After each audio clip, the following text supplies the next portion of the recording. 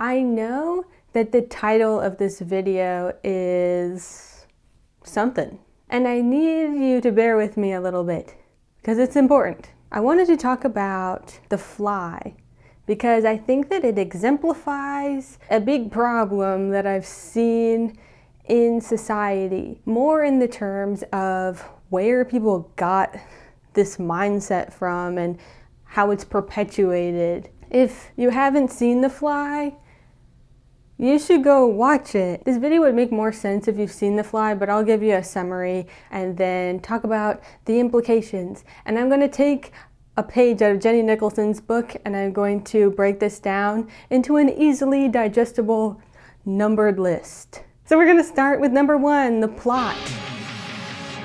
So the plot of The Fly is Seth Brundle, played by Jeff Goldblum, is a scientist. And the movie starts off with him at this little scientist convention, and he meets Geena Davis, who plays Ronnie. Ronnie is a journalist. She's there to get the next big scoop and next big article from the bright minds of science. And Seth is like, all these other guys say that they have the next big thing, but I'm telling the truth. So you should come see my laboratory. And Geena Davis is like, fine, I'll go see your laboratory. So she goes with him. She drives him there because he explains that he gets motion sickness and it's this sketchy warehouse. Geena Davis is a bit hesitant. I keep saying Geena Davis. Okay, Ronnie is a bit hesitant. She's like, why should I trust you to go into a sketchy lab? We're strangers. And he's like, come on, just trust me. It's my sketchy lab. But it's not as sketchy on the inside, and it's got something really special inside. And she's like, okay.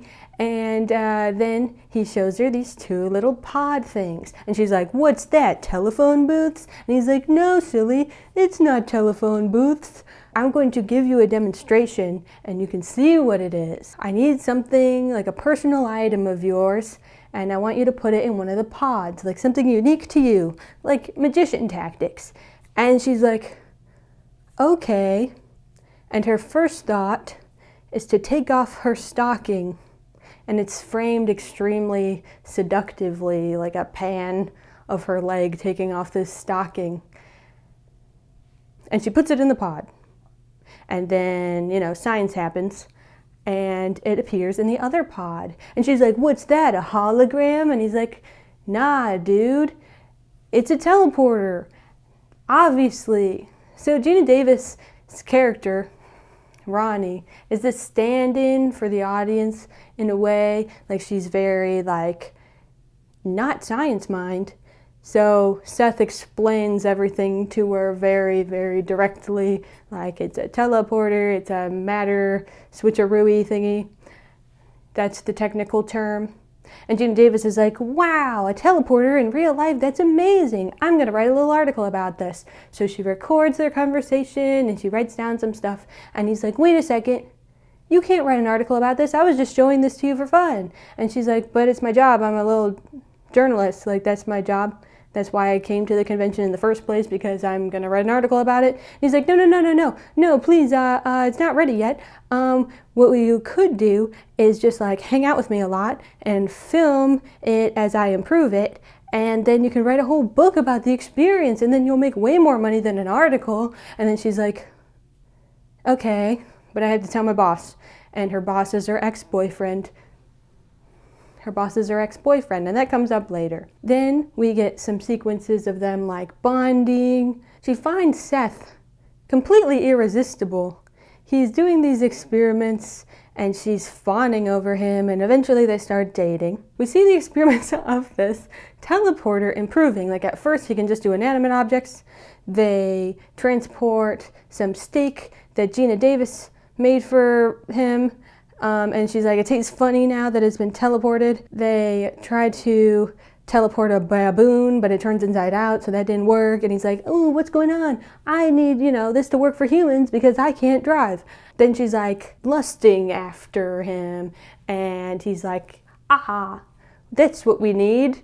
Hunger of the flesh. And somehow he translates that into science and types it into his little computer. And then that works, and then he can transport a baboon without turning it inside out. And he's like, huzzah! And Gina Davis is like, I love you. I keep saying Gina Davis, it just rolls off the tongue. Ronnie is like, I love you. And then she gets this call. Everything's going so well, though. Like, Ronnie's making him steak, Ronnie's driving him around, Ronnie's spending all her time with him and listening to him talk about science nonstop all the time, and she's just drooling over him. She can't help herself. But then she gets this call from her boss / her ex-boyfriend, and we know as the audience that the boss is like, I'm going to publish the article without you, so yeah, I'm a bad guy. And Gina Davis is like, ugh, I got to go talk to my boss. And we know that it's just like because she likes Seth and wants to write this book, not because she's cheating on him, obviously. Like, this boss is like this big bad jerk. So we know for a fact that Gina Davis is just going there for business to be like, I'm not letting you publish that article. And Seth is like, oh no, she's gonna cheat on me. So then he starts drinking a lot and he hops in the teleporter. He's like, I'm just gonna do my human first teleportation experiment alone. And a fly gets trapped in the teleporter pod with him, and he doesn't realize it because he's been drinking, and also flies are really small, so it can happen to anybody. He transports himself into the other pod. He comes out and he's like, I feel amazing. I feel so strong and so great. And Gina Davis is back, of course, because she's not cheating on him. And she's like, oh, you ran the experiment without me? Why'd you do that? And he's like, sorry, I got in my head. But it worked, and look at it, I'm doing so great. I'm so strong and so amazing. I can do acrobatics, and I can do push-ups, and I have so much energy. And then Gina Davis is like, cool, but that's a little suspicious, you know? And he's like, no, it's great. And then he's like, kind of like going a little odd, you know? And he's growing these little hairs in his back, and Gina Davis is like, gross. But like he's like just as drooling over Gina Davis. He's drooling over Ronnie just as much as she used to drool over him. And she's like, bro, slow down, calm down. Calm down a little bit, baby. And then he's like, no, I'm so cool now. I'm so strong now. I'm eating so much sugar now. I'm practically writing a song from the 90s.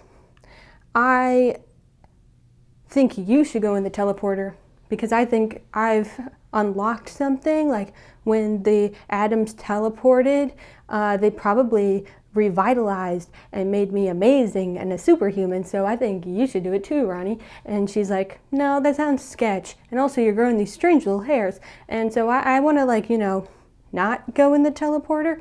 And he's like, you're lame then. I'm gonna go to a bar and cheat on you. So he goes to a bar and he's like, I'm gonna arm wrestle that man, and if I win the arm wrestle, I get to go out with the lady of the bar. And I'm like, I don't think that's how it works. But he literally strong arms him and snaps his arm off because he's so strong. And then the lady, probably out of fear, she's like, okay, yes, I'll go with you. And then he's like, lady, you should go in the teleporter. And she's like, no. And then Ronnie comes back and she's like, yeah, don't do that, that's scuffed. I went to a scientist and he was like, those hairs on your back are insect hairs. Isn't that kind of weird? And then Seth is just like, you're just jealous of me because I'm so cool. And you're just mad that I cheated on you. You're a big loser, leave me alone. And then Gina Davis is like, and both ladies leave. He's got this little plant in his head that this thingy might be part insect. But he's like, nah, that can't be true. Well, I didn't see any insects. And also, this is so great. I'm so strong and amazing. I can pick up chicks at any bar I want. And I just did this teleportation thing. I'm a visionary. I made history. I'm so cool. But then weird stuff starts happening. Like his body starts falling apart. And he starts like oozing goo all the time. And he's like, ugh, gross. Maybe the teleportation gave me some sort of radiation and gave me a disease. And maybe that's why I'm falling apart. He's like, maybe that thing Ronnie said about the insect DNA, maybe that's something to look into. So he goes to his computer and he's like, tell me about the thingy that happened when I teleported. And the computer's like, there were two thingies in the pod and we fuse them. And he's like, 2 thingies in the pod? What's the other thingy in the pod? And eventually, after a few questions, the computer's like, a fly was in the pod. And Seth is like, oh, biscuits. I've been fused with a fly. And now I'm falling apart. This is terrible. My genes are all botched now. He invites Gina Davis over after not seeing her for weeks because he really messed that up. And he's like, I'm dying. Please, just, help me. And then Gina Davis is like, ew, gross, you're falling apart. But also, you're a monster, but I love you because you were my boyfriend at one point. Then he starts fusing back with his body. So he's getting stronger again. He can climb on walls. He's embracing being part fly. But he's like really creepy and gross, and he keeps all the things that fell off of him, like his fingernails and his teeth and stuff, in a little cabinet, like as he calls it his Brundle Museum, I think. So then he calls himself the Brundle Fly, like Seth Brundle and a fly. He's like, I am a wonder of science. I am the next stage of evolution. I am so cool. Gina Davis, Ronnie, please come back over. You can film all of these new things that's happening to me. You can film how I can digest externally. You can film how I can climb on walls and how I'm so strong and cool and eat a lot of sugar and I'm amazing. And she's like, yuck, gross. So she just doesn't get him, turned into this big ugly monster. And then Ronnie finds out that she's pregnant with his baby because when he was all over her being like, they were together a lot, let's say. And she's pregnant with his baby and she's like, no, I can't have a fly baby. My life is ruined. She has this dream that she has the fly baby and it's this giant, disgusting larva. And that freaks her out really bad. Seeing the state that Seth is in, where he's kind of embracing being a monster, then she's like, wow, I really can't have this baby. That would suck. I don't want to have a big monster baby. And as a side note, I wish that they made it like a baby with a fly head. That would have been more fun to see than just a white larva. But I think they were saving the big animatronics for the end. Unfortunately, they had such a great opportunity and they didn't do it. Oh well. So Ronnie goes up to her boss and is like, I need an abortion right now. I need to get rid of this fly baby. And he's like, what? She didn't say the fly baby part, but he's like, why is it so urgent? She's like, it just is. And so then they go to the hospital and the doctor's like, why is it so urgent? And she's like, it just is. Do it right now. And then Seth bursts through the door, half fly, half man, and he's like, no, don't have an abortion now. I'm taking you back to my lab, like King Kong. And he takes her back to his lab, and he's like, yo, I have this great idea. You, the baby, and me will all fuse together, and we'll be one again. Doesn't that sound like fun? And Gina Davis and Ronnie's like, no, that doesn't sound like fun. That doesn't sound like fun. But he's like, it is fun, actually. And he puts her in the pod and closes the door. Seth goes in the other teleportation pod. And the boss is there. We think he might be dead because Seth attacked him. But he's alive. And he cuts the line of Ronnie's teleportation pod so it's not connected to Seth's anymore. And she escapes. But then Seth notices this and he starts to crawl out of the pod. Then he gets fused with the pod and becomes this fly machine thing. And Gina Davis and Ronnie is like, oh no, but you're my boyfriend and I love you and I don't want to destroy you. And then Seth is like, please. And he lets her shoot him to, end his misery as a fly machine because he messed up so bad all the time. He's just this little critter on the ground now, And he's also a threat to everybody because he's trying to make them transport all the time. He's got some sort of fly brain going on. And so that's the plot of The Fly. I think I made it a bit more fun than it necessarily is. But now I want to break down other parts of it. Now you know the basics. So this movie, it just really slapped me in the face for gender roles in media, for noticing when one perspective controls a project. And the thing is, if one person writes a story and it's a fable and it's, their experience, their idea of what would be really bad, like their own little fairy tale with players, where it's like, this isn't really how I think people act, but I'm gonna make them act like this for the sake of the story. That's fine. That's fine. But the thing is, this is not a one-off story like that. These themes are spread out into lots and lots of media, not just this. And when you get the same kind of perspective all the time, it really warps like people's perception of each other and of themselves. Now we're going to get into part 2. Ronnie. And if I say Geena Davis, just bear with me because I'm so used to saying Geena Davis. Right off the bat, Ronnie doesn't really act like a woman. It's really hard to say, right? Because I don't want to generalize and say that all women act the same and all women think the same, but many women are socialized in a particular way. They follow a particular way about the world that might be lost on some people, right? Okay, so let's break down what she does. She is a journalist, and she meets Seth, a scientist, at a convention. They are complete strangers, but not only does she agree to go to his lab, she agrees to drive him there right off the bat. They just met. And she agrees to go to the second location with him. Red flag, you would never do that as a woman. Women are trained constantly to fear strangers, to fear kidnapping, to not put yourself in dangerous situations with strange people that you don't know, especially strange men that you just met. You don't do that. That's not what you do. But it's presented not in the way of like, this is a special woman. It's presented as if it's the most normal thing in the world. She just goes to the sketchy warehouse with him, and she's only a little suspicious for a little while, and then she completely trusts him. And she is so comfortable with this stranger in this sketchy laboratory in the middle of nowhere in like this side part of the city that she starts removing her clothes right away and starts flirting with him right away.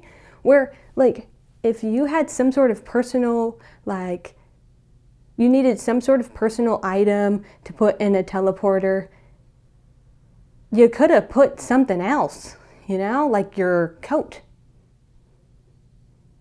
Or she had to take off her heels to take off her stocking. She could have put the shoe in the teleporter. I don't wear jewelry.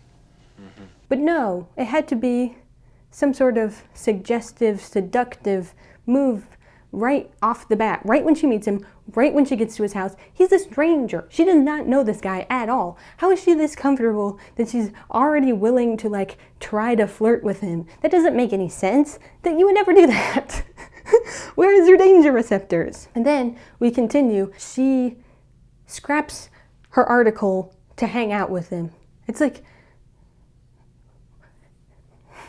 it's her job to write articles. And I get like that writing a book is probably a better deal than an article, but like, she doesn't know this guy. She doesn't know this guy. She just met him. And okay, I can go with that a book is a better deal than an article, but at the same time to just drop that completely so quickly. She has this like fierce loyalty to him super quickly. She's extremely attracted to him super quickly, even though they have like a business connection solely. Like the thing that's drawing her to him is that he has this interesting science experiment and it's her job to write about science experiments. That's their connection. But for some reason she's like, no, he's hot too, and I love him so much, and I'm super loyal to him no matter what. And I'm like, you just met him, and he has no kind of like pull besides the science thing. He's just like a guy.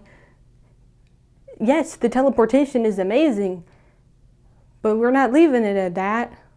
We're extending that to, that makes you want to date him. What? That's not how brains work. That's not how human connection works. As the plot continues, Ronnie stays with him, will look at him as this creature, will like risk her life for him, will love him at all costs to herself, and is like heartbroken that she has to leave. And angry and desperate, I'm sure Typhoid Mary was a very nice person too when you saw her socially. I came to tell you. I wanted to see you. You have to leave now. When it's like, this guy, he treats you poorly. He doesn't even like you that much. He shuns you for liking him and wanting to date him, really. And then, like, you probably should have left and just been fine with that. You know? Like, he's not really offering that much. But she stays. She's fiercely loyal. She only kills him at the end after he, like, asks her to directly. She has no, like, thoughts of her own. Even though she writes about science as a job, she cannot fathom what teleportation is. She has no mind for science. He has to explain everything to her. What is the point of this? Instead of having her be some stranger that falls in love with him because he's a good scientist, we could have just had Ronnie already be dating Seth, and then she could be the audience stand-in by just being like, what was your new experiment you're working on? And then Seth could be like, it's this thing. And she's like, wow, that sounds so cool. How does that work? I didn't know that teleportation could happen. Please explain. Honey, I love you so much and I support you so much and you're so cool. And I'm a science journalist and I know things, but this is new to me, so you're allowed to explain it. Instead of it being like, I'm a big dumb idiot, I don't know what science is, please explain, I don't know, I'm just gonna drive you around and make steaks for you. Like, what? No. We don't even need that. Why not just make her a human being? Like a person with logic and everything, like a real person. Like somebody who Geena Davis could be in real life, instead of like a weird caricature of a woman that's like through the perspective of like a nerdy man who lives a very different life than a journalist woman. It's not very like cognizant of how other people might think and how other people do logic. It's very like one note, like, well, a man would be fine with going to a sketchy warehouse with a stranger if he has a cool device to look at. That's not weird. A man, would love to date Jeff Goldblum and therefore would be very flirty out front. It's like, yeah, but you're not Geena Davis. You're not a Western white woman journalist in the 80s. I think that this mindset of having so many women characters who are like one note, fiercely loyal, have no thoughts behind their eyes, just are there as audience stand-ins is so harmful for how women see themselves. Like, especially like if you don't have a lot of female role models growing up and you see these characters and you see like how much men characters like them and how they're so supportive and never falter and they're just so... They don't have any interests of their own. All their interests are their boyfriend's interests. And so then you may approach the world thinking that that's the thing to do, that that's the thing that people want from you. That's how you're supposed to show up in a relationship. And then you're like, but I don't want to do that. I guess I'm a bad woman. You know, like, I don't feel that way. And then further, you hear all the time in so much media, not just sci-fi, but a lot of media that's targeted towards young men, that you want a woman who is extremely straightforward with what they want, like flirting outwardly and like being outwardly interested. And if you do that in real life, it's kind of seen more as a threat. It's kind of seen more as like, what's your ulterior motive? Like, people don't act like that. That's strange. Just be normal. Like, just, you know, you don't have to like be big and outward about it. You can just like say you're interested, you know, and if people are that straightforward, it sounds kind of sketchy, and that you like want something from them, and guys don't actually like that. And like, that's not to say like don't be confident, but it's like, but in this movie, Ronnie's character just outright is like trying to seduce him outright.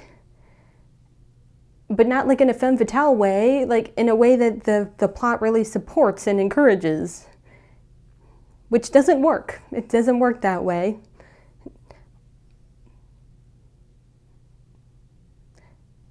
There are these men who write stories like this who don't quite understand the perspective of women. If media is saturated with this mindset that not everybody shares, of course, because it doesn't work in real life, it creates like divides between men and women. And then men are like, why aren't women like this? I guess they just don't like me. And it's like, no, because they're acting weird in this movie. They're acting weird in media. You don't act like that in real life. And you can't learn all of your social skills through movies. I learned the hard way, you know? Part 3. Seth. So Seth's arc really exemplifies this message that ambitious young men are given. Maybe all young men, but particularly ambitious young men. As if like they are doomed to a fate. They are doomed to be alone. They are inherently monsters. Their ambition is their folly. You know, there's no hope for them. If they make a mistake, they're gonna die alone. And it's like, or not even if they make a mistake, because Seth, it was very much a victim of circumstance that got him merged with that fly. Like, flies are small. It's just a mistake. It wasn't like negligence or something. Like, and yet he was still like the character that turned into a monster and could never be redeemed. And it's like, that's a terrible lesson. Or it's a terrible message. It doesn't quite tote like, don't be ambitious, but it also doesn't tote the nuance of how to be ambitious, how to make mistakes, how to rely on people that support you. It kind of just says like, you can't rely on people and you're doomed to die. I know it's supposed to be a tragic, worst case scenario story, but like, this isn't the only story that says this, you know? Like, this is toted in lots of things. It's another story of saying that like ambition and strength and getting ladies is all that your life is worth. And if you become a hideous monster, you can't get ladies. And that's why I think it's so much like this alpha bro's dream turned nightmare, because it's the alpha bro dream to, you know, do something really amazing with your life. Like, this man invented teleportation. That's so amazing. And it is. But I mean, like, and then he gets super strong, and then he gets all the ladies he wants, and nobody understands him. Like, he knows what he's doing, and he's so smart, and this scientific endeavor is the most important thing in the whole world, and it got him his girlfriend, and it would have given him his family if she didn't abort his baby. Ew, what a mindset to have. It's like, no, because those things are not important in the grand scheme of things. Like you're not gonna get a girlfriend because you invented teleportation. I'm sorry to tell you that. I mean, you're gonna get somebody interested in it if it's their job to be interested in science. If someone's interested in you for the things you can do, or for merely your intellect, or something like that, they're not really interested in you.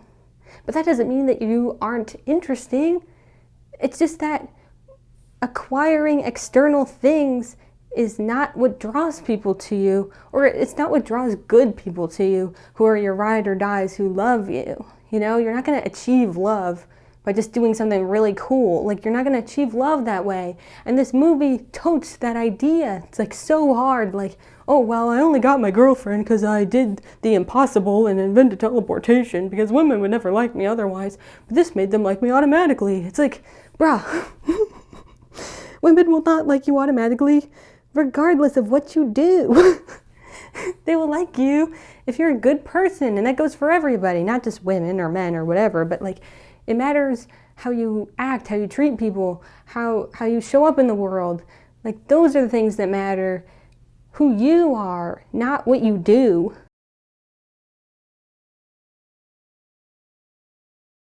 It makes me frustrated to see so much media like this, but it's also really intriguing to me because of where thoughts come from, where mindsets come from.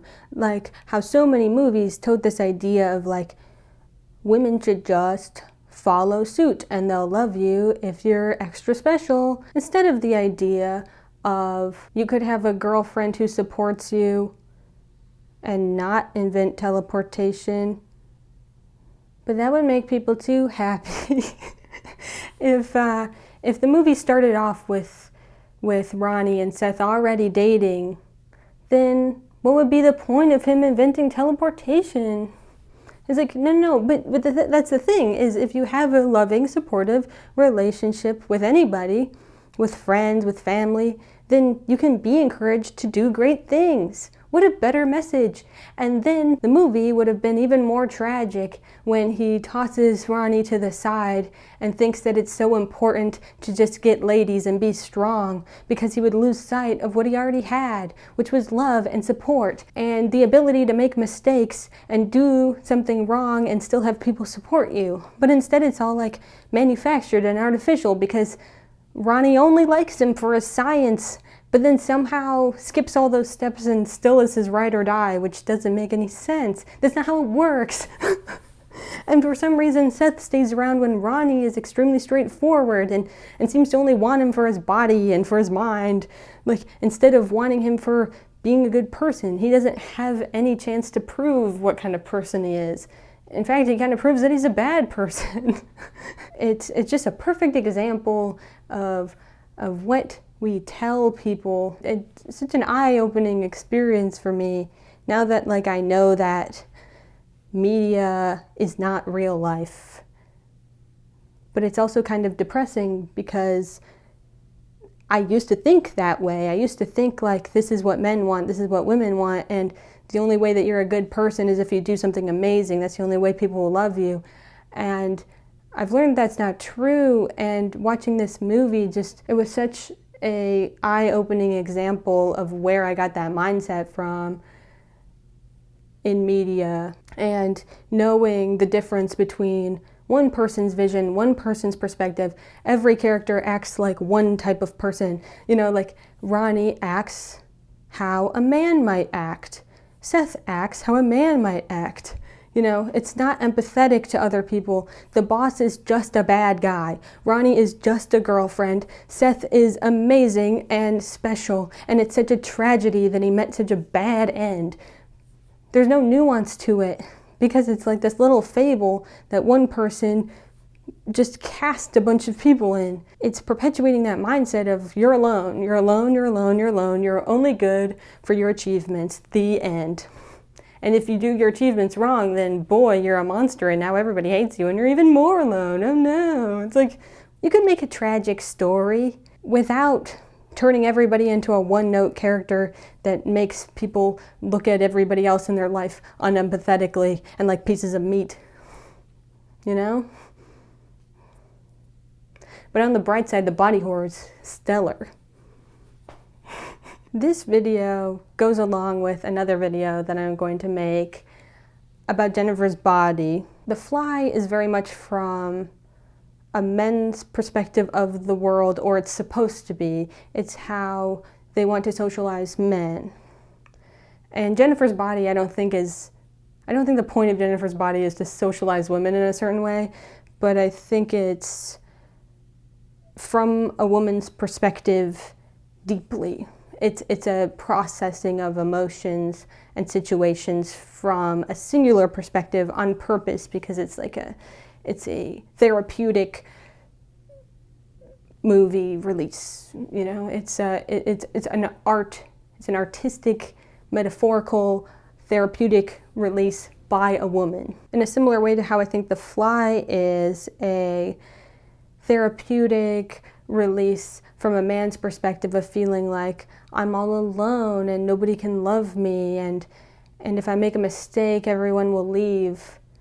It's like that fear oozing out. That fear that they're not good enough and they can never be good enough and they're doomed to be alone and fail. I've heard so many men in my life have a similar perspective, an unempathetic perspective, like the big fear in the back of their mind that nothing they do is ever good enough and everyone will leave them.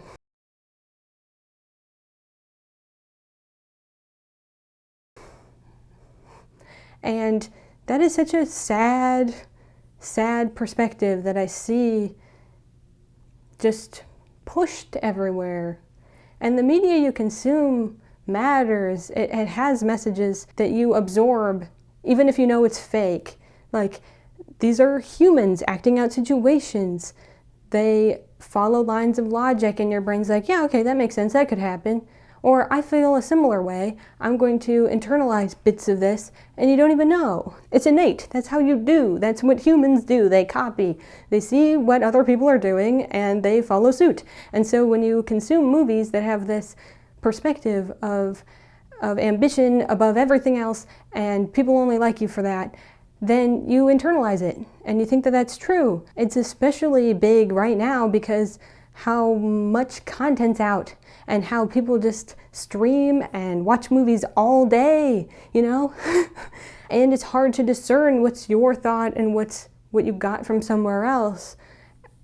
And sometimes you forget to live, and you forget that other people exist and need your empathy and need your understanding and can be really nice and really supportive and love you for you. And once you realize that you don't need to do amazing, impossible feats like invent teleportation to get a girlfriend, you can start to focus on how to be a better person. You can start to focus on how to be more loving, how to be more open, how to show up for people, how to be a person that you'd want to see, who you'd want to be friends with. And once you shift that mindset, you can be much more connected to people.